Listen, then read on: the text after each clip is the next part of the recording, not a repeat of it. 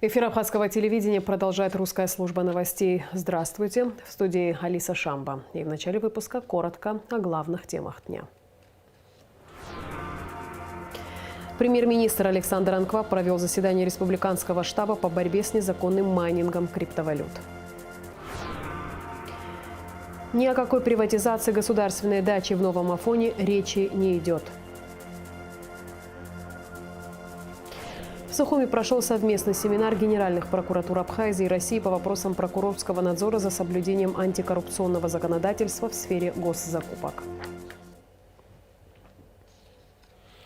Президент Аслан Бжаня находится с рабочим визитом в Москве, сообщает пресс-служба главы государства. В рамках визита проводятся встречи в различных государственных структурах. В поездке президента сопровождает председатель службы государственной безопасности Тимур Ахиба. Акция жителей Нового Афона завершилась после переговоров с представителями руководства страны. Об этом сообщил начальник управления государственными дачами Беслан Квициния. Ни о какой аренде, а тем более приватизации государственной дачи в Новом Афоне речи не было и нет, отметил Квициния. Как известно, 21 ноября около 21 часа группа примерно из 50 человек, жителей Нового Афона, в связи со слухами о якобы готовящейся продаже или передаче государственной дачи Афон неизвестному инвестору, ворвались на территорию государственной дачи, где, разобрав 15 секций забора со стороны трассы, оцепило здание нижней дачи, сломали входную дверь, разбили витринное стекло, о чем было доложено мне, находящемуся на лечении за пределами страны с 20 ноября. На место прибыли вице-президент Бадра Гумба, руководители силовых ведомств. В поддержку прибывших на территорию госдачи жителей Нового Афона приехали экс-депутат Натали Смыр, оппозиционные, общественные и политические деятели, депутаты. Как мне известно, в разговоре был поднят вопрос о создании комиссии в городе Новый Афон и обратиться к президенту и парламенту страны о расширении границ города Новый Афон за счет территории государственной дачи. И что у афонцев в этом есть четкое единодушие, что все предложения будут в обращении изложены. Хочу также заявить, что ни о передаче в аренду или же тем более о продаже, ни в управлении государственными дачами, ни в администрацию президента никто никогда не обращался. Это все придуманная история. До нас и ранее доходили слухи о том, разговоры от отдельных жителей Афона, что они хотят его присоединить к городу, есть такое мнение, расширить границы и так далее, и так далее. В результате действий отдельных лиц государственной дачи Афон нанесен ущерб. В данное время выдано соответствующее распоряжение, ведутся работы по расчистке бетонного забора. В ближайшее время все будет восстановлено в полном объеме. Вот, пользуясь случаем, также я хотел бы обратить внимание общественности, что касается государственной дачи Мюссера, по ней также ходят различные слухи, продали, подарили белорусам и так далее, и так далее, и так далее. Все это не соответствует действительности. Дача функционирует в штатном режиме. С 2020 года ни один объект, ни полностью, ни частично в аренду не было отдано. Пользуясь случаем, довести до нашей общественности, что в разные годы объекты государственных дач были переданы в аренду, которые исправно платят арендную плату в бюджет, также проданы. Вот могу их даже перечислить. Вот фирма «Лабрадорит» в лице директора Гобечи, согласно договору от 2020 года, сроком на 30 лет на государственной даче Рица. Это вот земельный участок, ну, с постройками разрушенными. Далее на Рице также земельный участок на берегу пристани, причал на государственной даче Рица, Чамагуа, передано в 2003 году сроком на 20 лет. Часть имущественного комплекса государственной дачи Мюссера, это вот санаторий Лакоба в Мюссере, передан в 2005 году сроком на 25 лет в аренду гражданину Бения. ООО «Мюсера». Далее, часть имущественного комплекса государственной дачи «Афон», согласно договору 2005 года, передан ООО «Афон Тур-2009» сроком на 15 лет с дальнейшей пролонгацией. Государственная дача «Гагра», расположенная в городе Гагра, передана в 1999 году фирме ООО «Гегаев» в лице директора Ардзимба сроком на 15 лет. Далее, дом отдыха «Петиус» в Пицунде, выведен из структуры управления госдачами в 2011 году и передан Государственному комитету по имуществу для дальнейшей передачи в аренду частному лицу «Хагуш». В 2004 году государственная дача «Холодная речка» была выведена из структуры управления государственными дачами и продана частному лицу. Лица, нарушившие законодательство во время акции в Новом Афоне, будут привлечены к ответственности в рамках закона. Уполномоченными государственными органами уже проводятся соответствующие проверки. Об этом говорится в заявлении администрации президента Абхазии. В соответствии с действующим законодательством Республики Абхазия никогда и ни при каких условиях не допускается приватизация или отчуждение резиденции президента и государственных президентских дач. Соответственно, ни о какой продаже государственной дачи, входящей в структуру управления государственными дачами Республики Абхазия, не может быть и речи, подчеркивается в документе. Любые действия, выходящие за рамки правового поля, будут решительно пресекаться, заявил министр внутренних дел Роберт Киут в связи с событиями, имевшими место вечером 21 ноября в Новом Афоне. Граждане Абхазии обладают конституционным правом инициировать общественно значимые вопросы и их решения. Но ни при каких обстоятельствах это не должно носить подобный характер. Тем более, когда совершенно очевидно, что под видом озабоченности общественным благом преследуются совершенно другие интересы ограниченного круга лиц. Именно они выступают движущей силой новоафонского инцидента. И не только это является ее основой, отмечается в заявлении. Премьер-министр Александр Анква провел заседание Республиканского штаба по борьбе с незаконным майнингом криптовалют. Вице-премьер-министр экономики Кристина Озган отметила снижение потребления электроэнергии в этом году на 330 миллионов киловатт-час, что обусловлено борьбой с майнингом. При этом она подчеркнула, что нет оснований считать поставленные цели достигнутыми. Так, на покрытие дефицита электроэнергии государство уже направило 335 миллионов рублей. Всего же на оплату перетока из Российской Федерации в декабре текущего года необходимо изыскать более 600 миллионов рублей. Правоохранительными органами с 2020 года изъято и помещено на временный склад хранения 6415 аппаратов, в том числе с февраля этого года выявлен 3431 аппарат. Законопроект о противодействии незаконному потреблению электроэнергии, предусматривающий конфискацию оборудования, внесен в парламент Абхазии. Министр внутренних дел Роберт Киут предупредил об ужесточении мер в отношении не только лиц, занимающихся незаконным майнингом, но и должностных лиц, виновных в создавшейся ситуации. Подводя итоги заседания штаба, Александр Анкваб указал на необходимость в короткие сроки решить проблему с несанкционированным подключением к сетям трансформаторных установок. Государственному таможенному комитету поручено сосредоточиться на недопущении ввоза в республику аппаратов для майнинга криптовалют. Промежуточные результаты предпринимаемых коллективных мер будут рассмотрены через 2 недели. Сегодня мы обсудим вопросы, связанные с ситуацией в энергообеспечении республики и как мы ведем работу по недопущению использования майнинговых ферм. Что сделано, какие проблемы, что мешает в работе. И мы попросим Кристину Константиновну проинформировать членов штаба о объемах потребления в сравнении и какие у нас перспективы и проблемы. К примеру, за неполных 11 месяцев текущего года уровень снижения объема энергопотребления республики составил в среднем 337 миллионов киловатт-часов, из которых 132 миллиона киловатт-часов снижения было достигнуто за счет вводимых в январе и марте текущего года ограничений. Суммарно, как я сказала, 132 миллиона. Остальные – это естественная экономия, которая была достигнута в результате принятия определенных мер. Но следует отметить, что это это не тот показатель, к которому мы стремимся. У нас уровень потребления, безусловно, высокий по отношению к периоду 18-19 годов. И в данном случае, конечно, определенный удельный вес в потреблении. На данный момент все еще присутствует незаконное потребление электроэнергии, связанное с майнингом криптовалют. 235 майнинг-аппаратов изъяли сотрудники милиции в ходе проверок. Выявлено 3 майнинг-фермы разного масштаба, а также мастерская по ремонту аппаратов для добычи криптовалюты. Все объекты закрыты, оборудование изъято, владельцы привлечены к административной ответственности. Подробности в материале пресс-службы МВД.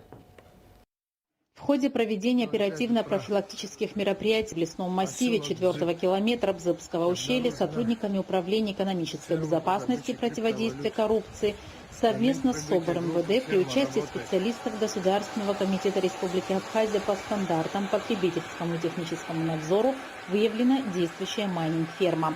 На момент проведения оперативных мероприятий на объекте функционировало 170 аппаратов по добыче криптовалюты общей мощностью 400 киловатт.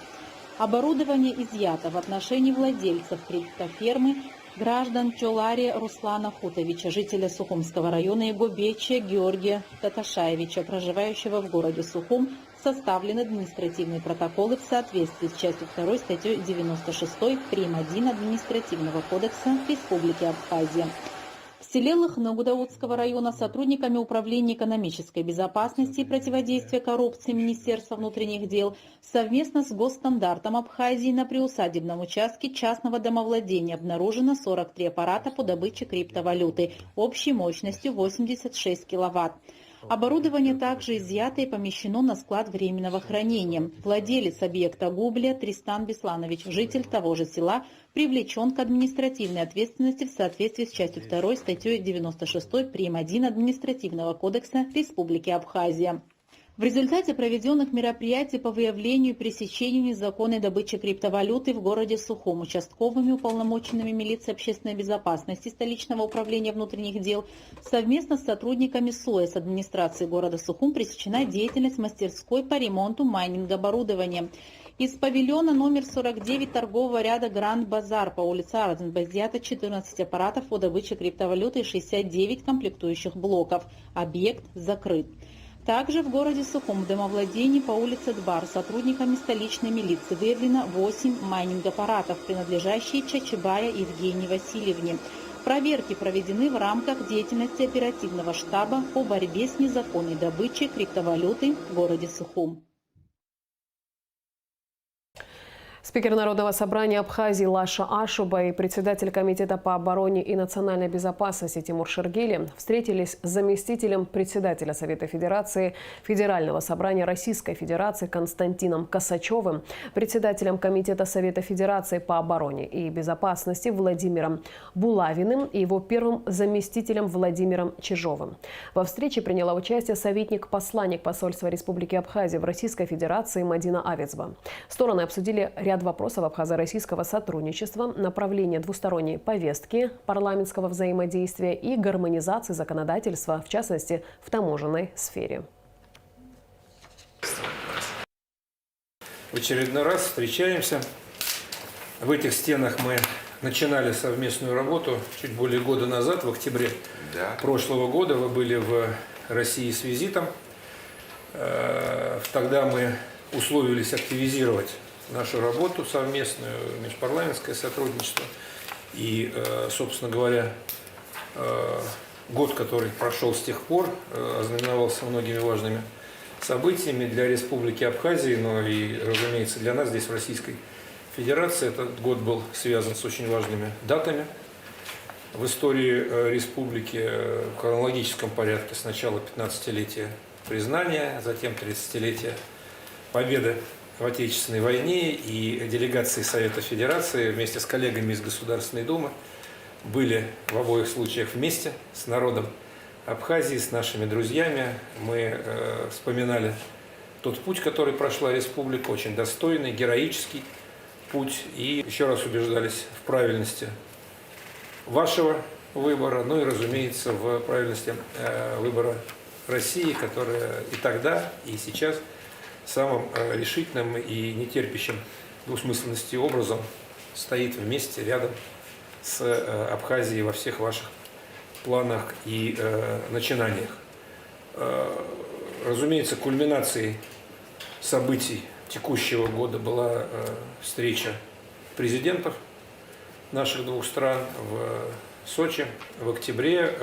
Не отставали контакты по парламентской линии, я имею в виду заседание нашей двухсторонней комиссии, которая прошла в конце сентября. Я знаком с содержанием тех обсуждений, которые состоялись, знаю, что там было много конкретных вопросов и с той, и с другой стороны. Наверное, мы сегодня будем возможность еще раз сверить часы, обменяться мнениями в отношении того, где мы сейчас находимся и что можно сделать дополнительно для того, чтобы мы могли быть полностью удовлетворены тем, как парламентское измерение наших двухсторонних отношений работает в интересах двух стран и народов. Уважаемый Константин Иосифович, уважаемые коллеги, рады присутствовать сегодня и рады приветствовать вас в рамках нашей встречи. Хотим выразить благодарность за то, что отметили даты, которые прошли не так давно, это, соответственно, 15-летие со дня признания и День Победы. Отдельная благодарность вам за всемирную поддержку. Конечно, много вопросов стоит на двусторонней повестке дня. Мы, собственно, по этому поводу и встречаемся сегодня во исполнении того, что обсуждалось на встрече наших лидеров, руководителей двух стран, во исполнении тех процессов, которые происходят в рамках нашего парламентского измерения. В частности, это процесс, связанный с вопросом гармонизации в парламенте. Вот мы как раз только обсуждали, принимаем соответствующие законы. Один из последних законов – это таможенный кодекс. Мы думаем, что это будет способствовать упрощению на границе и решить многие другие вопросы, связанные с товарооборотом. Благодарим вас за возможность сегодняшней встречи. В Сухуми прошел совместный семинар Генеральных прокуратур Абхазии и России по вопросам прокурорского надзора за соблюдением антикоррупционного законодательства в сфере государственных закупок. Представители ведомств двух стран обменялись опытом работы и поделились своими наработками. Все подробности у Рады Чачава. Российско-абхазский семинар был посвящен очень важной теме – прокурорскому надзору за соблюдением антикоррупционного законодательства в сфере государственных закупок. Мероприятие было предусмотрено программой сотрудничества между Генеральными прокуратурами Абхазии и России на 2023-2024 годы. В рамках семинарного занятия спикеры с обеих сторон зачитали доклады и поделились опытом работы. Сегодняшнее семинарское занятие является достаточно практически применимым. В рамках сегодняшнего семинарского занятия мы также обсуждаем вопросы или особенности привлечения к различного рода ответственности, как административной, гражданской или уголовной, лиц, виновных в совершении тех или иных правонарушений. В делегации Генеральной прокуратуры Российской Федерации присутствует ряд прокуроров различных отделов в сфере исполнения или соблюдения законодательства в бюджетной сфере Российской Федерации. В составе нашей страны принимает участие Управление права и по надзору за соблюдением законодательства противодействия коррупции и Управление по надзору за исполнением законодательства Республики Абхазия. Проводимая прокуратурами Абхазии и России работа, по словам Константина Кобахия, не только практически применима в ежедневном функционировании всей системы прокуратуры Абхазии, но и позволяет сторонам обменяться важнейшим опытом, как в использовании самых новейших и технологических инструментов прокурорского надзора, так и примерами борьбы с коррупционными схемами. Доклады у нас смежные, различные, они охватывают широкий круг надзорной деятельности. И в рамках сегодняшнего занятия, опять-таки, хочу сказать, что приобретаются те навыки, которые могут в дальнейшем найти свое отражение в практической деятельности сотрудников органов прокуратуры Республики Абхазия. Также хотелось бы поблагодарить наших коллег Российской Федерации, которые нашли время и приехали в Республику Абхазия. Как рассказал Константин Кобахия, подобные семинарские российско-абхазские занятия проводятся регулярно. С 2020 года у нас заключено новое соглашение между генеральными прокуратурами, в рамках которого данные семинарские занятия проводятся с завидной регулярностью, достаточно часто, 1 или 2 раза в год. Однозначно они проводятся, как приезжают представители в Республику Абхазию, так и наши сотрудники направляются в командировку с целью участия в подобного рода семинарских занятиях. Совместный семинар Генеральных прокуратур России и Абхазии по вопросам прокурорского надзора за соблюдением антикоррупционного законодательства в сфере государственных закупок запланирован на 1 день. Далее совместная работа продолжится в другом формате. Рада Чачава, Камила Джопуа, Абхазское телевидение. Союз политических партий и общественных организаций Абхазии обсудил предложение экс-депутата Алхаса Джинджала о создании общественной комиссии, которая будет способствовать укреплению порядка в сфере имущественных отношений государства и бизнеса. Учитывая актуальность темы, руководителями политических партий и общественных организаций, входящих в Союз, было принято решение о поддержке данной инициативы.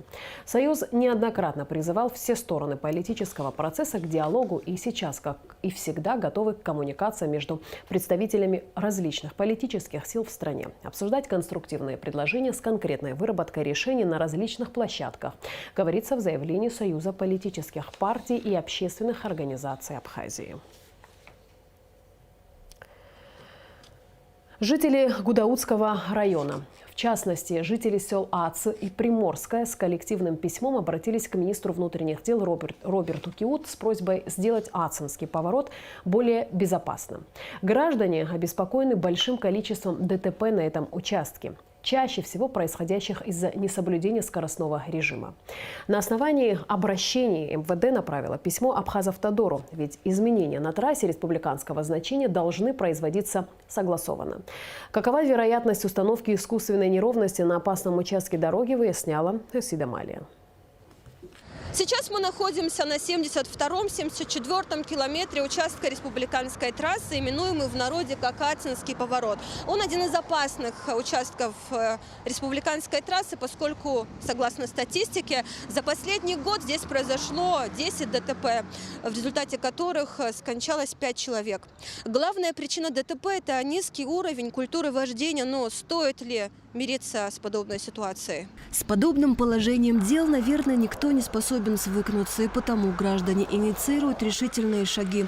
Ацинский поворот и в самом деле славится своим незаметным затяжным поворотом, а на подступах ровной дорогой с качественным покрытием, как правило, водители, превышающие скорость в разы, не справляются с управлением на этом участке. Плюс ко всему участок оживленный. В течение суток здесь десятки машин, выезжающих со второстепенной дороги. Валерий Малия, глава Гудаутского районного собрания, рассказывает, что односельчане, которые не единожды становились очевидцами аварии на этом повороте, сильно обеспокоены ситуацией, и на последней встрече в районном собрании с участием глав сел этот вопрос активно обсуждался. А обращения, подписанные жителями Гудауты, Гудаутского района, села Аци и Приморская, были направлены в МВД. Население просит, и уже вплоть до того, что требует.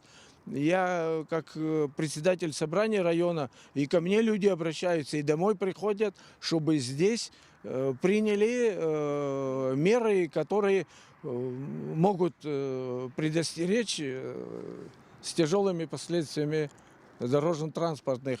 Лежачие полицейские и вот посередине это специалисты определят пешеходный переход в обязательном порядке. На обращение граждан отреагировали оперативно. По словам начальника госавтоинспекции Валентина Трапш, подобные обращения поступают и от жителей других районов. И среди них именно Ацинский поворот – самый сложный участок. Именно вот этот участок дороги, плюс километр туда от Ацинского поворота, километр сюда от Ацинского поворота. В большинстве случаев, как туристы наши начинают разворачиваться там, где это не положено, и из-за того, что наши граждане не соблюдают скоростной режим, мы, значит, получаем там различные дорожно-транспортные происшествия, которые ведут как к механическим повреждениям транспортных средств, так и к увечью людей.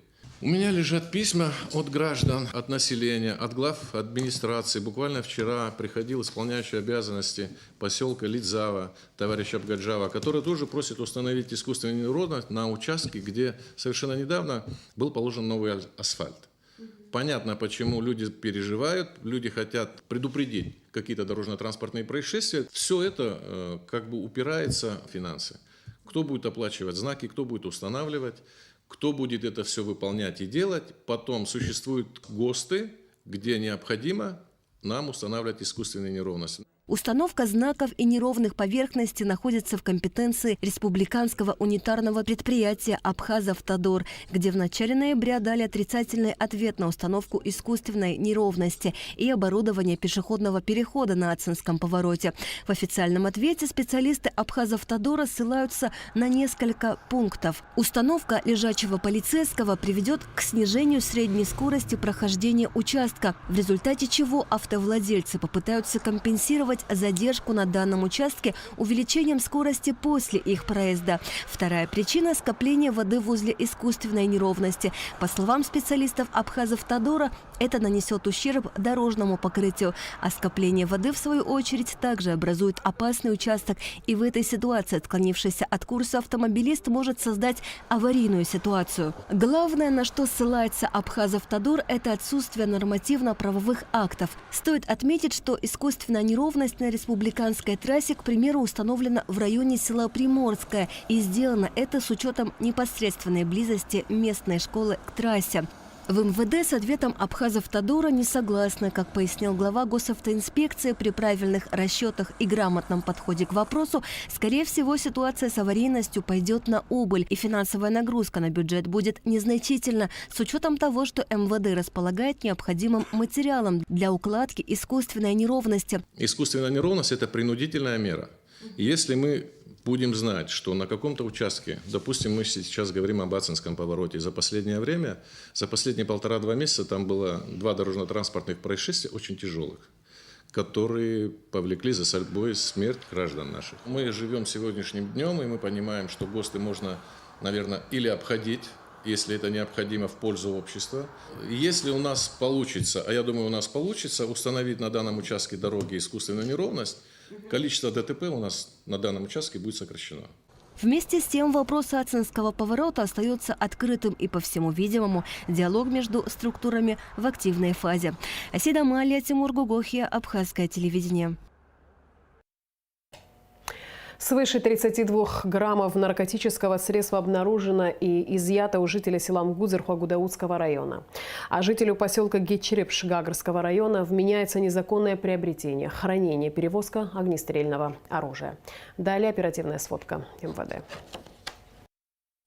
Свыше 32 грамм наркотического средства обнаружено и изъято у жителя села Мгудзыр Хуагудаутского района Ардзенба Игоря Анатольевича, 1992 года рождения. Последний задержан по месту своего жительства в результате проведения оперативно-розыскных мероприятий с сотрудниками уголовного розыска отдела внутренних дел по Гудаутскому району. В ходе обследования жилища задержанного сотрудниками милиции было обнаружено вещество растительного происхождения, как установлено в экспертно-криминалистическом центре Министерства внутренних дел, наркотическое средство каннабис общей массой 32,174 тысячных грамма. Гражданин Ардзенба, поясните, пожалуйста, что это за вещество? Марихуана.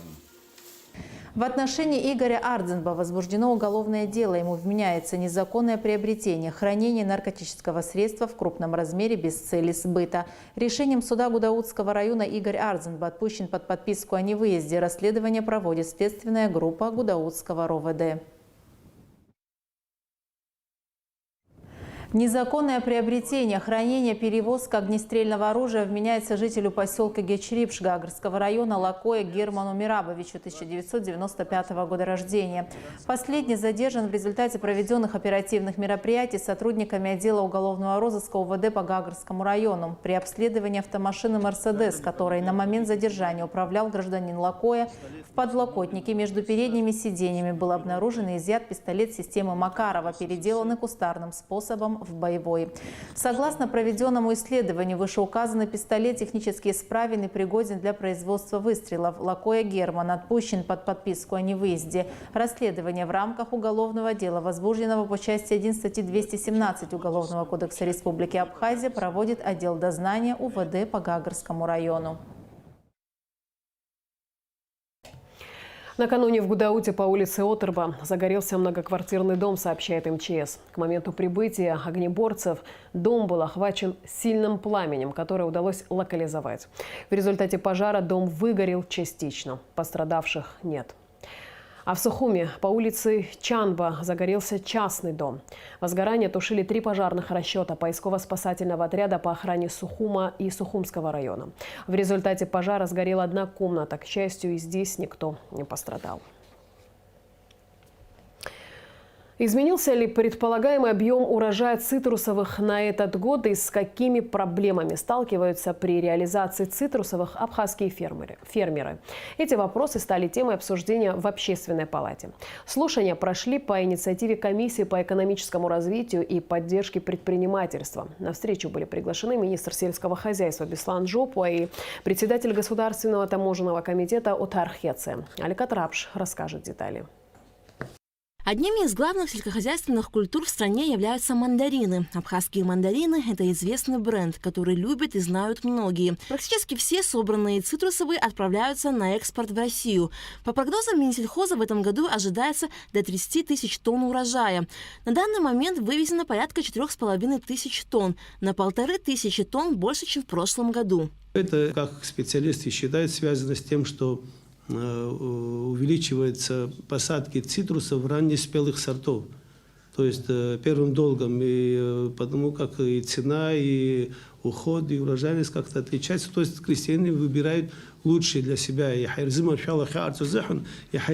с этим связано. И второе связано с тем, что в прошлом году очень поздно поспел урожай из-за климатических условий, и поэтому где-то практически в декабре даже начался массовый спор. Правила перевозки сельхозпродукции частными лицами через государственную границу действуют не первый год.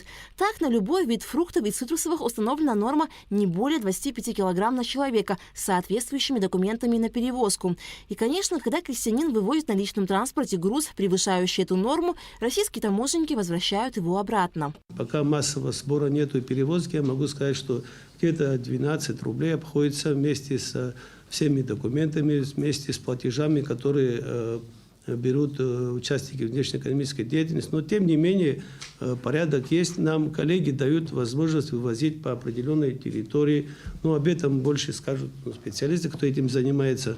Но подготовлены мы, и вот если начнется массовый спор, к тому, чтобы продукция была вывезена, вся продукция, которая будет собрана на территории Абхазии. 20% из общего объема земель с цитрусовыми насаждениями Абхазии приходится на государственные индивидуальные предприятия. А остальные 80% – это приусадебные участки, принадлежащие крестьянам. Беслан Жопуа рассказал, что Минсельхоз готовит предложение для Кабмина, запрещающее перевод земель, на которых расположены цитрусовые плантации, в другие категории. У нас сейчас по последним данным, я цифру еще пока мы не подготовили, проходит проверка, но я думаю, что намного меньше, процентов на 30 из того, что мы знаем, наши цитрусы, связаны плантации, именно мандарины по всей территории Абхазии.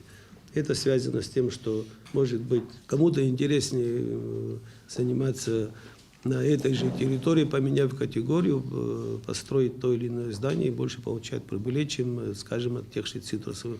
Ну, возможно, так. Но сегодня, если выработаем, если это законно будет, мы сможем препятствовать этому. Но в любом случае мы, наверное, будем предлагать, чтобы такой массовый характер, изменение категории в ней носило. На примере в Афоне и в Гаграх мы делали анализ почвы и так далее. В советские времена, когда бесплатно доставлялось и торф, и удобрения, и все без рубля, и это было искусственно созданные плантации. Там ни анализ почвы не позволяет. В этих местах должны строиться какие-то курортные и так далее. Потому что невозможно, когда мы проезжаем Афон, помните, в советские времена все желтое было. Туда надо вкладывать сегодня по себестоимости. Если вкладывать, эти мандарины будут стоить килограмм до 300 рублей. Экономисты могут подсчитать, то на самом деле землю надо рационально использовать. Если там не растут искусственно, все можно. И в этом кабинете можно вырастить. На встрече говорили и о проблеме реализации некондиционной продукции. У крестьян нет возможности переработки цитрусовых, не отвечающих товарному виду, из-за отсутствия, к примеру, консервных заводов.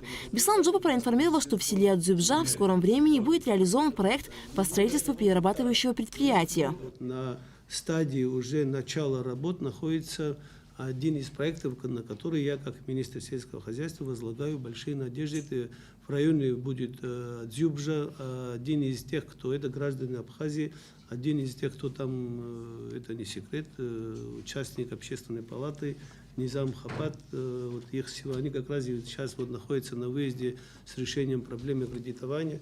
То есть этот проект, если он будет в той мере, которую мы предполагаем, а он большие инстанции уже прошел, поддержка государства уже и в юридическом, и в словесном уже есть, одобрение Росэкспорт-центра, который этим занимается, и выделение средств некоторыми банками уже на стадии обсуждения получили добро. Просто некоторые вопросы решаются сбором документов. Это то, что может снять вопрос переработки. Он до 20-25 тысяч тонн может переработать не только мандарины, а все, что произрастает в Абхазии. Председатель Государственного таможенного комитета Утар Хеца рассказал, что на совещании с российскими коллегами было принято решение при необходимости открыть дополнительные полосы на абхазо-российской границе для грузовиков, перевозящих цитрусовые. И, по нашей рекомендации практически дополнительно до 30 должностных лиц инспекторского состава были прикомандированы на МАП «Адлер». Плюс открыты были дополнительные окна. Объем сегодня перемещенной продукции составляет 4671 тонн. Что касается ценового индикатора, да, как он формируется. Значит, это в соответствии с постановлением Кабинета министров цена учитывается, значит, затраты самого, значит, производителя. Это постановление Кабмина 24 рубля. Плюс, значит, сюда добавляются при вывозе мандаринов необходимые, значит, справки от государственных структур. И плюс еще, значит, уже идет там где-то 9-10 рублей. Это, значит, транспортные расходы, ГСМ, брокерские услуги и прочее. То есть вот и в итоге сформировалась сумма 38 рублей. На абхазской границе при вывозе сельхозпродукции необходимо иметь сертификат соответствия и заплатить таможенный сбор, который составляет 0,1% от стоимости 1 килограмма товара.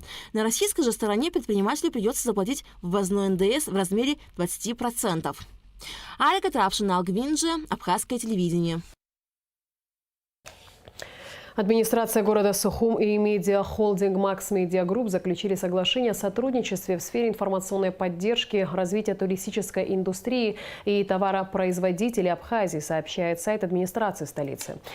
Стороны договорились осуществлять обмен информацией, взаимодействовать, сотрудничать и оказывать друг другу содействие в области туризма и экологического просвещения и соответствующего освещения в СМИ, а также участвовать в совместных мероприятиях в целях популяризации отдыха российских туристов в нашей стране. В республике продолжается процесс внедрения автоматизированной системы управления бюджетным процессом. Обновленная программа сократит объем трудоемких операций и минимизирует количество ошибок, допускаемых при ручной обработке информации. Гугу Цавардани разбиралась в теме.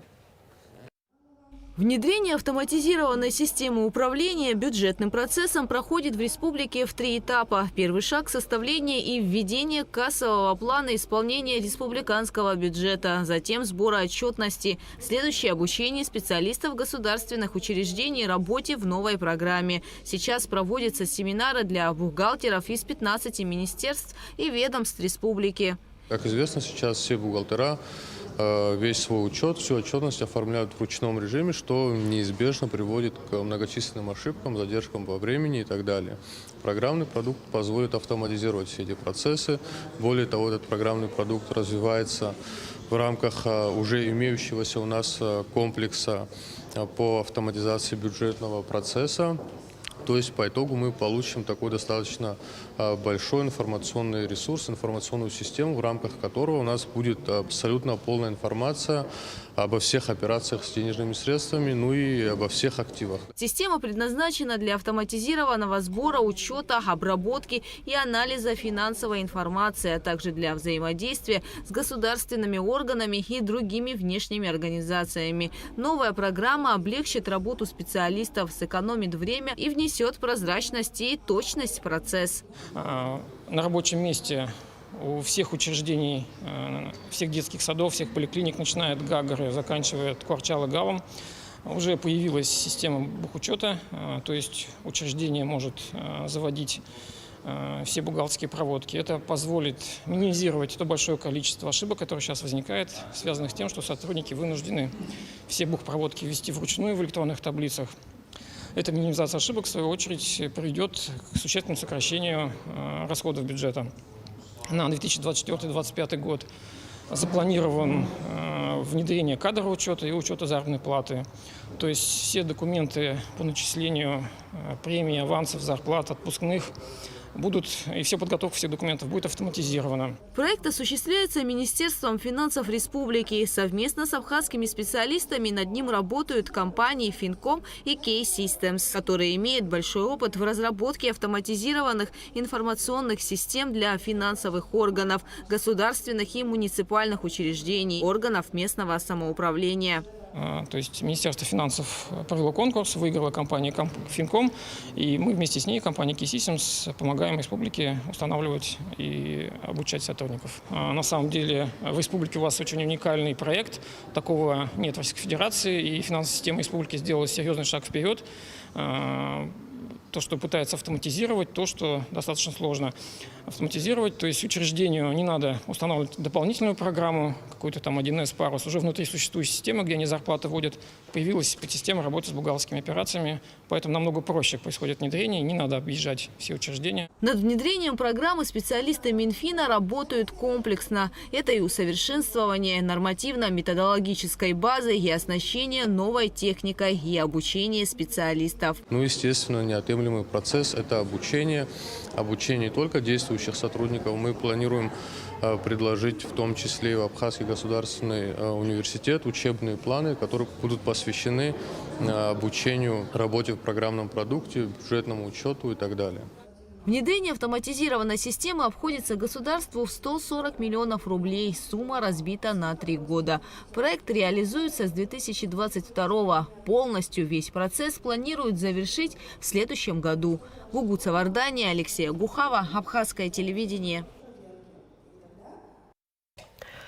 Российские соотечественники из Абхазии принимают участие в 5-м международном патриотическом форуме миротворчества поколений в исторической памяти российского государства, который стартовал 22 ноября в городе Ростове-на-Дону. Российских соотечественников на форуме представляет руководитель Центра правозащиты российских граждан в Абхазии Елена Жилинская, руководитель общественной организации «Гулрыбш Россотрудничества», Россодружества Валентина Пицевич, исполнительный директор культурного фонда «Платформа», журналист Дмитрий Статейнов и руководитель организации по увековечению памяти погибших при защите Отечества «Абхаз-Поиск», сотрудник АБЕГИ Николай Медвенский. Они выступят с докладами и презентациями по разным направлениям. Форум продлится до 25 ноября. 30 ноября в Абхазской государственной филармонии состоится гала-концерт «Созвездие талантов» с участием лауреатов мероприятий, проведенных Республиканским центром народного творчества в этом году. Начало концерта в 18 часов. И в завершении выпуска о погоде. По сообщению Гидромедцентра, в четверг, 23 ноября, на территории Абхазии ожидается облачная погода. Днем с прояснениями, временами дождь, возможно гроза. В горах снег. Температура воздуха ночи плюс 2,7, днем плюс 6,11. Температура морской воды плюс 17.